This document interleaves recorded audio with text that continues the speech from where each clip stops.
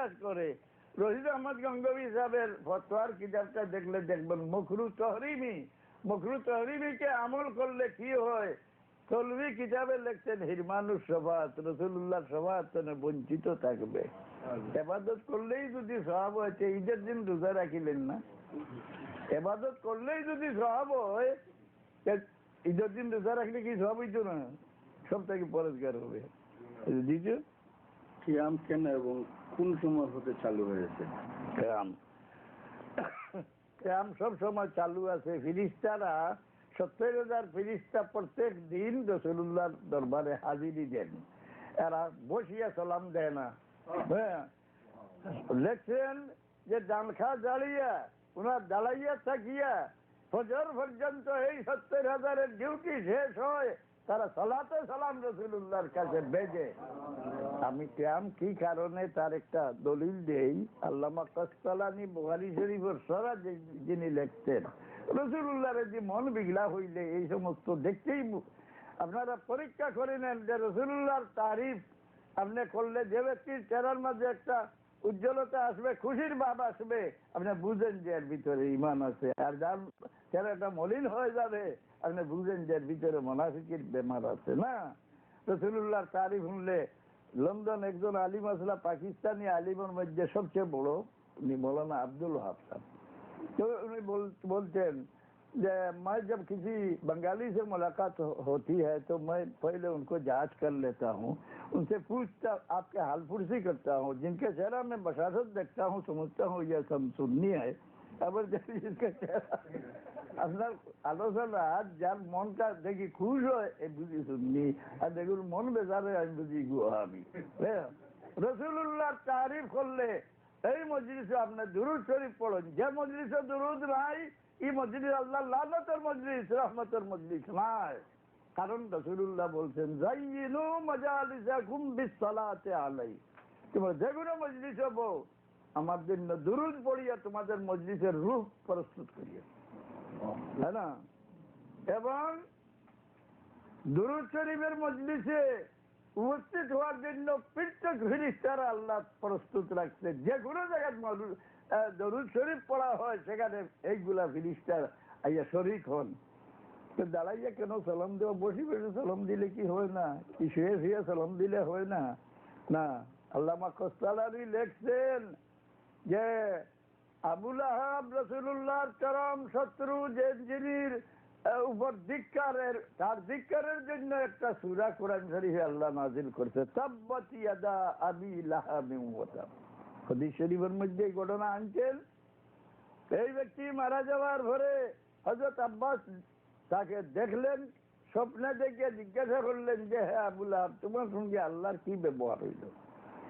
বললো যে ভাই, আমার শাস্তির সীমা নাই, কিন্তু প্রত্যেক সোমবারের রাত এই দুটি আঙ্গুল মিলিয়ে আমাকে ঠান্ডা পানি দেওয়া হয়, যার দ্বারা আমার আযাবটা একেবারে পাতল হয়ে যায়। আর এই পানিটা কি কারণে দেওয়া যায়? যেদিন আমার বাতিজা মুহাম্মদুর রাসূলুল্লাহ জন্ম নিয়েছিলেন, উনার জন্মের সংবাদ আমার বান্দি সুহাইবি আমার কাছে পৌঁছেছিল। এতে আমার মনে খুশি আসছিল। এই খুশির কারণে এই দুই আঙ্গুল দিয়ে ইশারা দিয়া বান্দিকে আমি আজাদ করে দিয়েছিলাম, আমার মন খুশি হয়ে। হ্যাঁ, আল্লামা কাসতালানী লেখেন যে একজন কাফিরের মনে রাসূলুল্লাহর জন্ম সংবাদ শুনিয়া খুশি আসাতে যদি তাকে আল্লাহ এই পরিমাণ সাহায্য দিলেন, একজন মুসলমানের রাসূলুল্লাহর জন্ম সংবাদ শুনিয়া খুশি জাহির করলে তাকে কি দেওয়া হবে? উনি লেখেন যে আল্লাহ বেহেশত ব্যতীত কোনো কিছু দিবে না। আমরা দাঁড়াই কোন সময়? রাসূলুল্লাহর জন্ম সংবাদ যে সময় আলোচনা হয় না। এই দেশে স্বাধীনতা দিবস পালন করা হয় কিনা? স্বাধীনতা দিবস পালন করতে দাওয়াত করা হয় আমার মতো লোকের নয়, দেশ বাসা গণ্যমান্য মানুষকে দাওয়াত করা হয় সরকারি ভাবে। সব বসিয়া যখন স্বাধীনতার আলোচনা আসে, জাতীয় সঙ্গীতে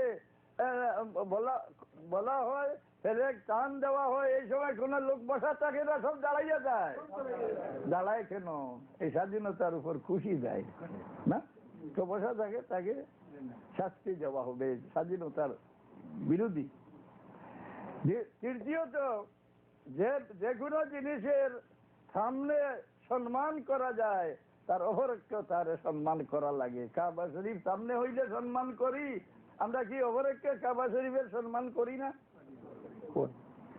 সম্মান সামনে হইলে যার সম্মান করা যায় অপরকে তার সম্মান করা লাগে। যদি রাসূলুল্লাহ এখানে হাজির হয়ে যান, কোন কাফির আসেনি বসে বসে সালাম দিব না? অপরকে ওনাকে সালাম দিতে বসিয়ে সালাম দেওয়া আদব না, দাঁড়াইয়া সালাম দেওয়া আদব? তবে কারো সম্মানার্থে কেউ দাঁড়াইতে পারে না। রে ওহাবি কিতাব দেখে না। মিশকাত শরীফের সরা মিরকাতের মধ্যে আপনারা কিতাবুল জানাইজ বার করলে দেখবেন, কোন ব্যক্তি সম্মানের উপযুক্ত দেখলে তার সম্মানার্থে দাঁড়ানি মোস্তাহাব লিখছেন মোল্লা আলী খান।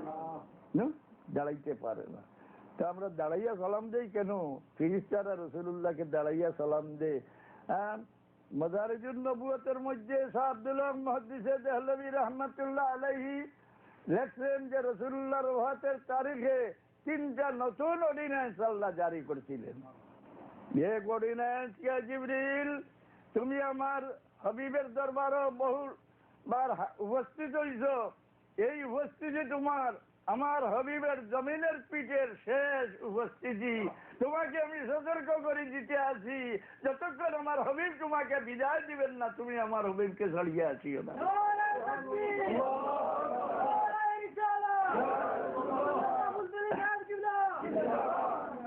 2 নম্বরের অর্ডিন্যান্স যে হে মালিকুল মউত, তুমি যে কোনো ব্যক্তিকে যে কোনো অবস্থায় পাইবে কোন দ্বিধাবোধ না করে তার রূহটা কবজ করে নেও। আজকে তোমাকে আমি সতর্ক করে দিতে আছি, আমার হাবিবের রূহ মোবারক কবজ করতে যাইতে আসো, তুমি সতর্ক থাকিও, আমার হাবিবের অনুমতি না লওয়া পর্যন্ত দরজার ভিতরে পাও ঢুকাইও না। দরজায় দাঁড়াইয়া ডাকে না আসলে বলছে মোহাম্মদ সাল্লাল্লাহু আলাইহি ওয়াসাল্লাম আমাকে অনুমতি দেও ভিতরে আসি। হ্যাঁ, এই সময় রাসূলুল্লাহর জবান মোবারক খুলি গেল। রাসূলুল্লাহ বললেন যে গো মা ফাতেমা দেখো দরজার থেকে দাঁড়াইয়া। উনি ফাঁকে দিয়ে দেখিয়ে আইয়া বললেন কে ইয়া রাসূলুল্লাহ, একজন গাওয়ালি ব্যক্তি অনুমতি চাইতে আছে। রাসূলুল্লাহ সাল্লাল্লাহু আলাইহি সাল্লাম এই সংবাদ শুনিয়া দ্বারে চোখের পানি ভাসাই দেন এবং বলেন মা গো ফাতেমা, এই গাওয়ালি ব্যক্তি না, এই ব্যক্তি তোমার বাবাকে তোমাকে এতিম বানাইয়া তোমার বাবাকে নেওয়ার জন্য আনছেন, উনি মালিকুল মউত, উনাকে তুমি অনুমতি দিয়া দেও। 3য় অর্ডিন্যান্স, আসমানের সব ফেরেশতাদের আল্লাহ অর্ডার দেন কে আসমানের ফেরেশতারা তোমরা সব দাঁড়াইয়া থাকো, আমার হাবিব আমার দরবারে উপস্থিত হইতে আছেন। মাদারিজুন নবুয়ত দেখুন এইটা, দাঁড়াইয়া থাকো।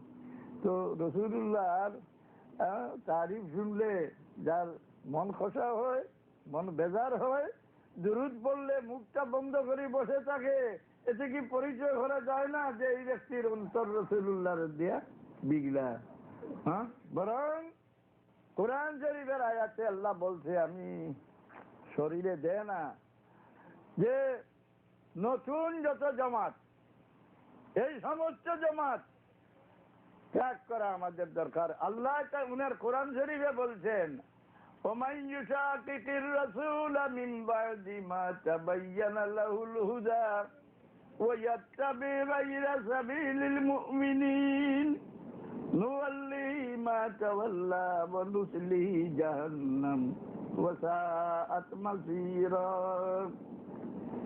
যে ব্যক্তি দলিল বুঝিয়া وَمَنْ يُشَاقِقِ الرَّسُولَ مِنْ بَعْدِ مَا تَبَيَّنَ لَهُ الْهُدَى, হেদায়েতের সব দলিল দেখিয়া আলিম হয়ে কলমা পড়িয়া মুসলমান হইছে, এই ব্যক্তির অন্তর রাসূলুল্লাহর সঙ্গে বিগড়া। তারপর পরিচয় কি? ওয়াত্তাবি গায়রা সাবিলিল মুমিনিন, আগের মুমিনদের পথ ছাড়িয়া নতুন পথ ধরবে, নতুন জামাত গঠন করবে, নতুন সংগঠন করবে।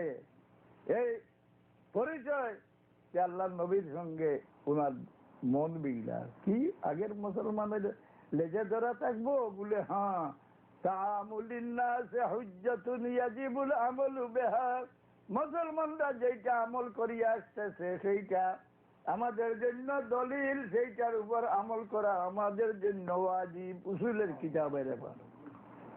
নতুন যে কোনো পথ বাইর হয়, আমি নতুন জমাতে যাই না, কারণ শেষ পর্যন্ত পরীক্ষা করলে দেখা যায় তাদের অন্তর আল্লাহ নবীর সঙ্গে মিলে না, তাদের অন্তরে আল্লাহ নবীর নিয়ে বিরোধ আছে, আল্লাহ নবীকে ভালোবাসে না। এর থেকে সরিয়ে থাকার দরকার নাকি?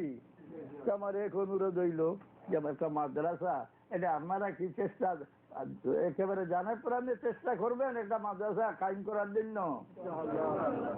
যদি এই মাদ্রাসা কায়েম করার জন্য ত্যাগ স্বীকার করেন, আপনারা মালের সাহায্য দেন, দেখিয়ে রাখেন যে দুনিয়ার কোন ভালো কাজ করুক খারাপ কাজ করুক, এক বদলা একটা আল্লাহ না দিয়ে তার মৌত করে না। কোন ব্যক্তি দুনিয়ার কোন কাজের বদলা না ভাইয়া তার মৃত্যু হয় না। কিন্তু একজনে গুনাহ করে তার কোনো ব্যারামও নাই, তার কোনো অভাবও নাই, তার শাস্তি কি দিলেন বলে তার একেবারে সাধারণ শাস্তি আল্লাহ বলছে, লাহুম ফিদ দুনিয়া খিজিয়ুন ওয়া লাহুম ফিল আখিরাতি আযাবুন আলীম।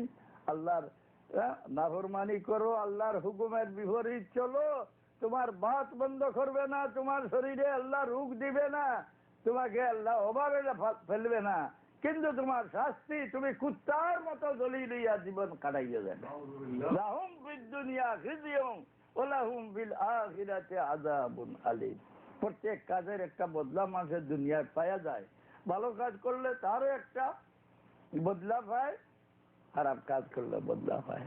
গায়ে করাইল হইল। আওলাদে রসুল দুনিয়াতে এখনো কেউ আসে না, আলেম রসুলের আওলাদ বলে বেড়াচ্ছেন না, রসুল্লাহর আওলাদ বলিয়া কেউ দাবি করে না। কারণ রসুল্লাহর আওলাদ নাই। আওলাদ বেটার বংশতে আওলাদ হয়, বেটির বংশে আওলাদ হওয়া যায় না। আহলে বয়সে রসুল্লাহ, রসুল্লাহর আহলে বয়স। কেউ যদি আওলাদ বলিয়া দাবি দেয়, এটা একেবারে সম্পূর্ণ ভুল।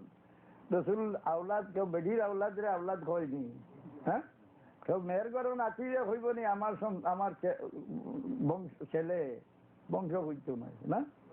রসুল্লাহ সাল্লাল্লাহু আলাইহি সাল্লাম রে ইলাও তো কোনো মোল্লা বেটায় কইছেন যে রসুল্লাহর সাহেবানি হল যখন মাতে রসুল্লাহ আমরার বাপ নাউজুবিল্লাহ পড়ো সবে একটা কোরআন শরীফে না করে মোল্লা বেটায় কই দিলাম, মা কানা মুহাম্মাদুন আবা আহাদিম মির রিজালিকুম ওয়ালাকির রাসূলুল্লাহ। রাসূলুল্লাহর কেউ বাপ বলতে পারো না, কোরআন শরীফে নিষেধ দেয়। মোল্লা বেটায় কয় উনার সাহেবানিরা যখন আমাদের মা, তবে তো উনি আমাদের বাপ হয়ে গেলেন। নাউজুবিল্লাহ। আলেমদের নামের আগে হযরত কেন লাগানো হয়? সম্মানার্থে, সম্মানার্থে লাগাই যায়। বুঝলেন, জানে যাদের সাক্ষাতে মানুষ উপস্থিত হয় উপকৃত হওয়ার উদ্দেশ্যে, তাদেরই হযরত বলা হয়। এ থেকে রসুলুল্লাহর সঙ্গে তুলনা হয় না। তবে রসুলুল্লাহর গোলামকে যদি হযরত দিয়া আখ্যায়িত করা যায়, সম্বোধন করা যায়, এতে আপনি বুঝতে পারবেন যে রসুলুল্লাহর গোলামের গোলাম যদি সম্মানের উপযুক্ত হয়, তো রসুলুল্লাহ কি পরিমাণ সম্মানের উপযুক্ত হইতে পারেন না।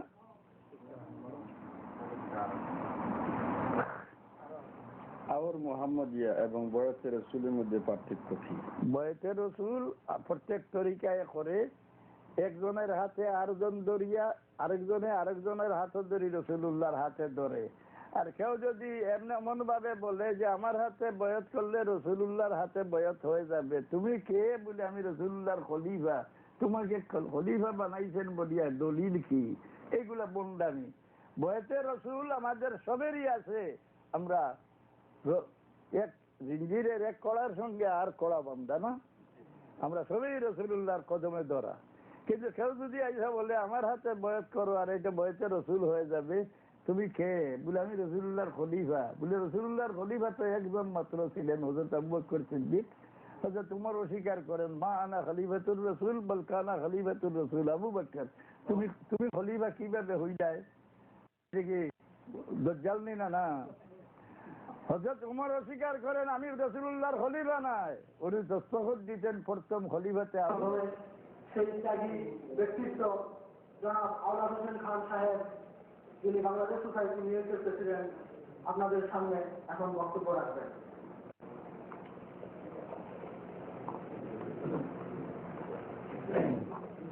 আসসালামু আলাইকুম।